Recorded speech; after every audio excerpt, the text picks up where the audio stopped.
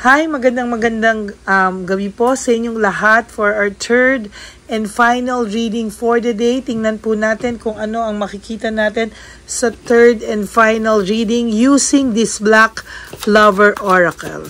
Yan, no? Balasahin muna po natin.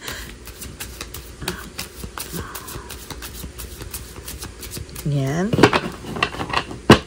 Tingnan po natin kung ano po ang ating mga mabubunot dito sa ating Black Lover Oracle.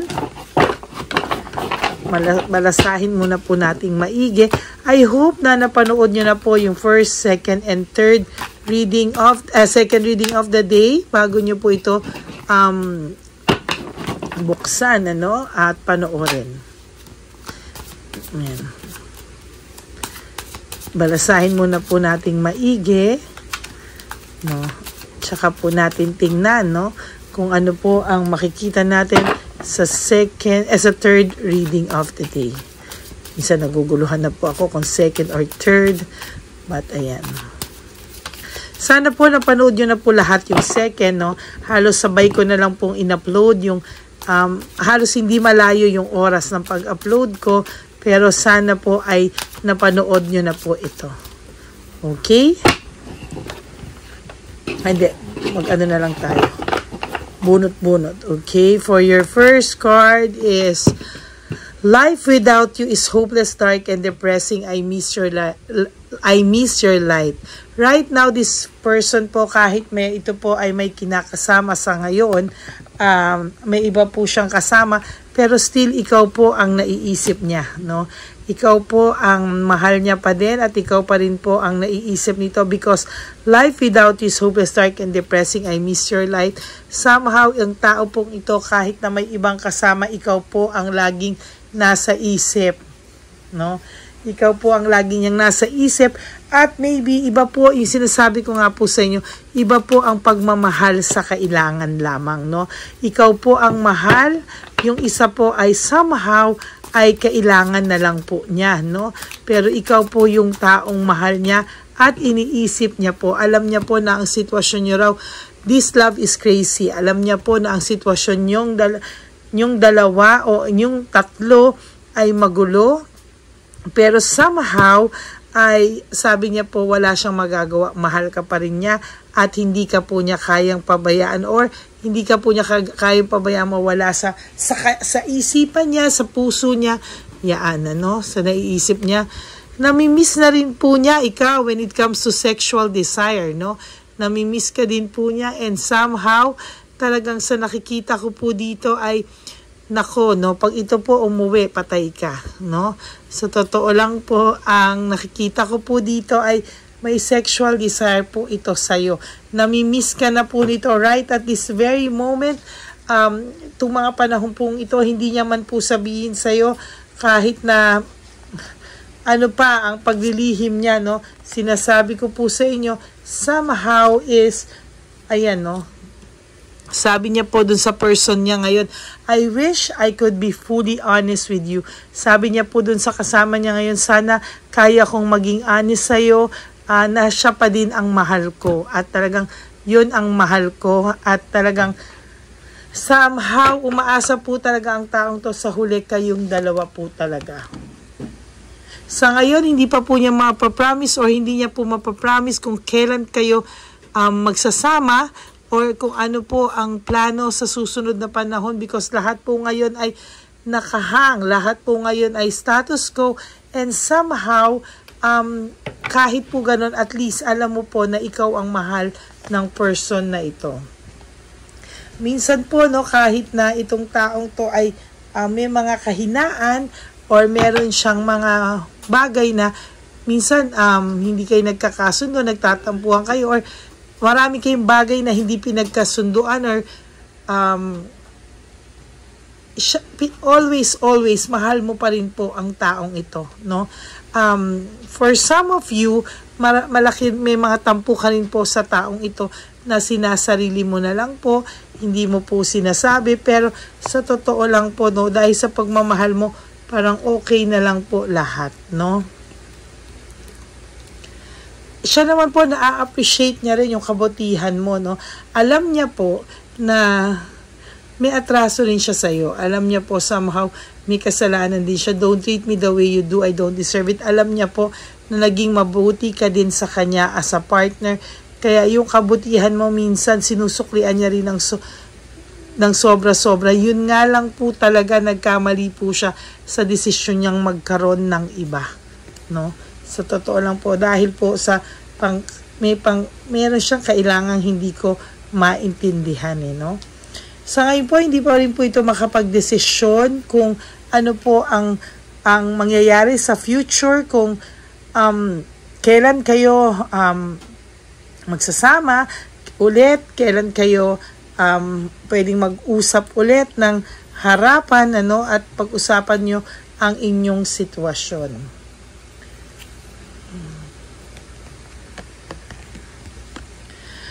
Minsan gusto na po nitong minsan yung pakiramdam niya po parang too much, minsan may emptiness.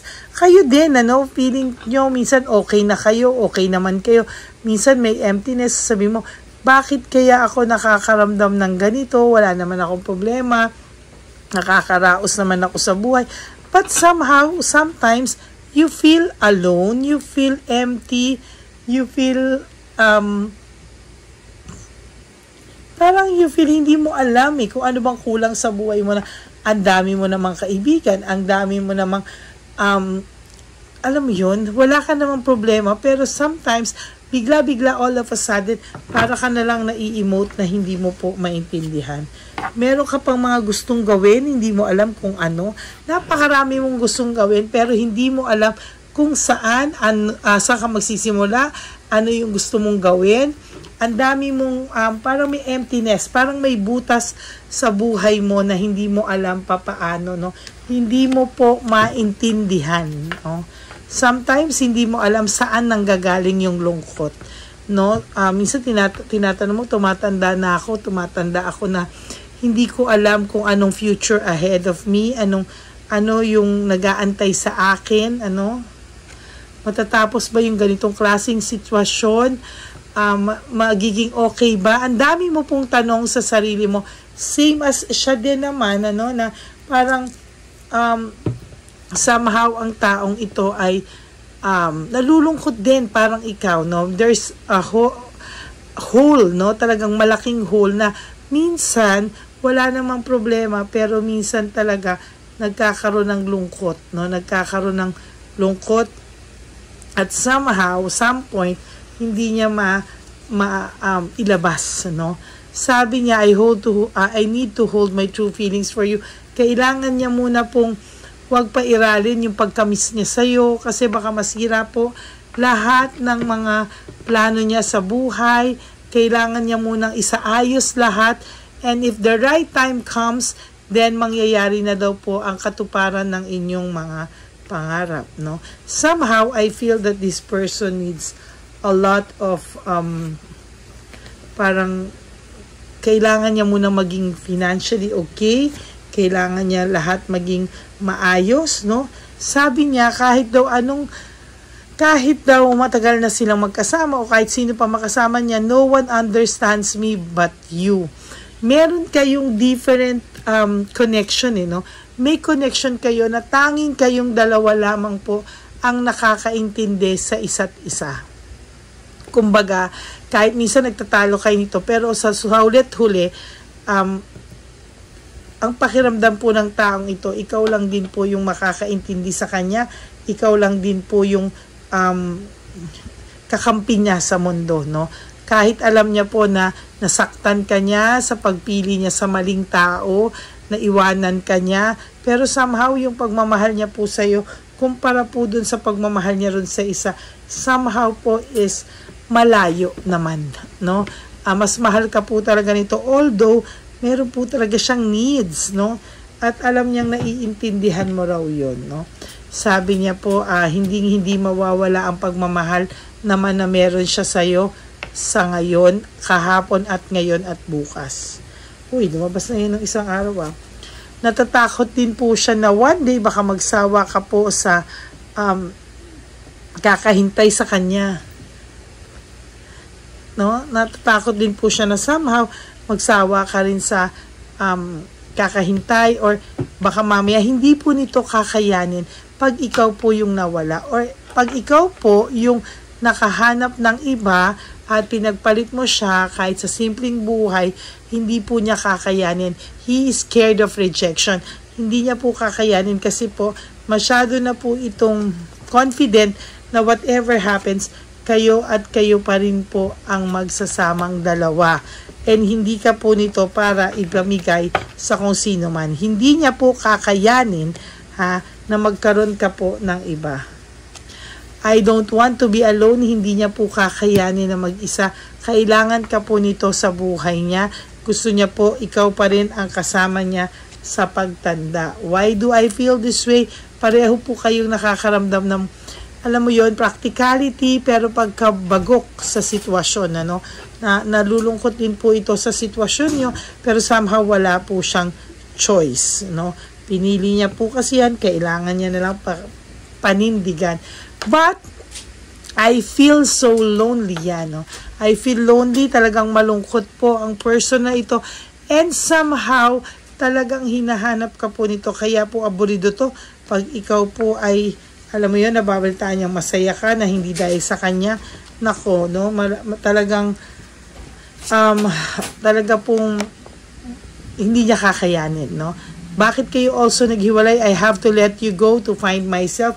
Parang kinausap ka po muna niya na kailangan niyan lumayo para sa kanya, para sa inyo. Pero alam niya po sa ginawa niyang niya, nasaktan ka din naman po niya. Totally, no?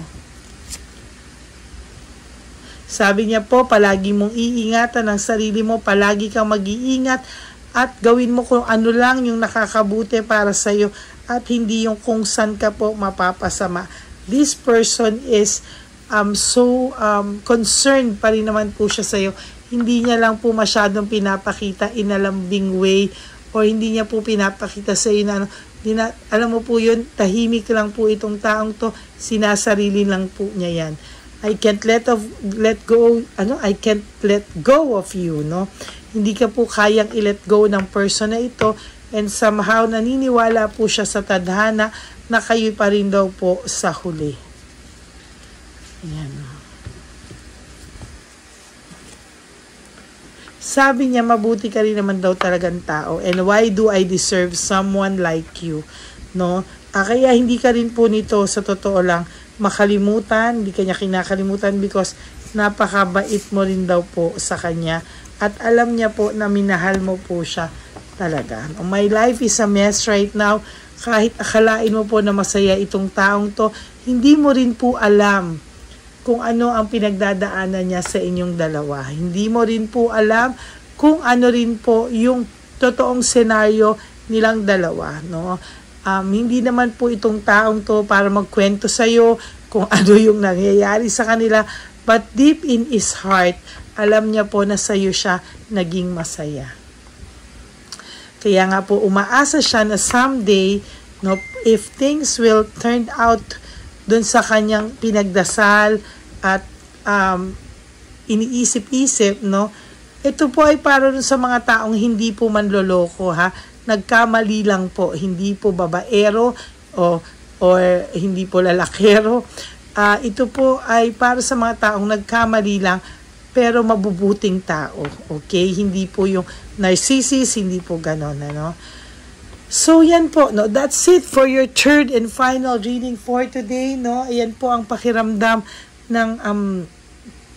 ng iyong tao o yung person mo po na madilim daw po yung mundo niya kung wala ka, no? Hindi niya po kakayanin talaga na wala ka sa buhay niya.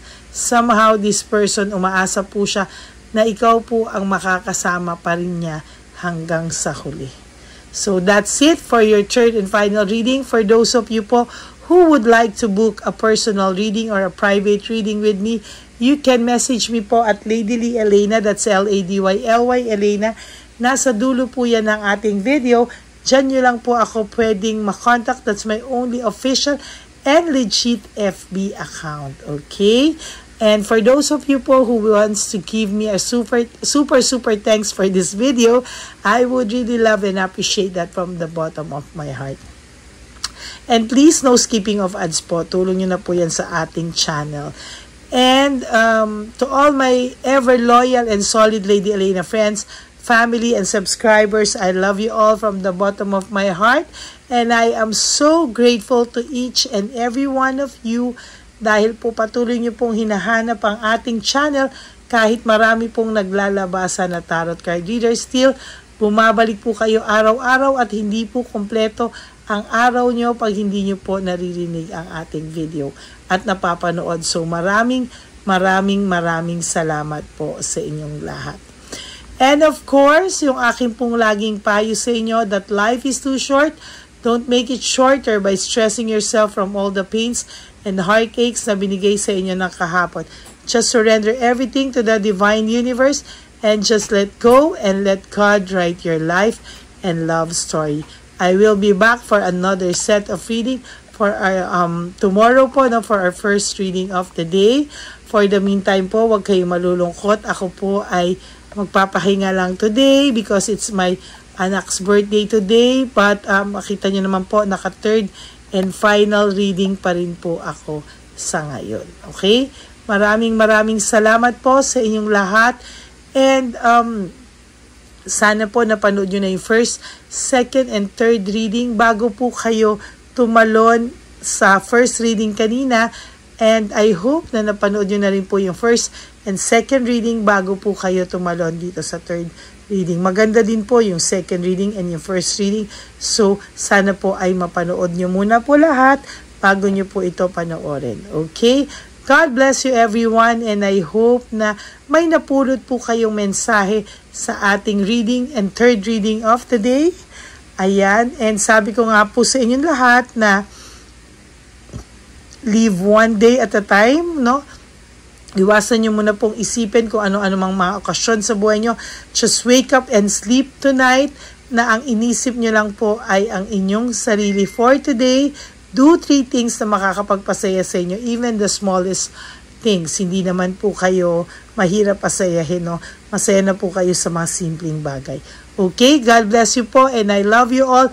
I will all see you again tomorrow. Thank you very much po, and have a blessed day ahead of you. Bye!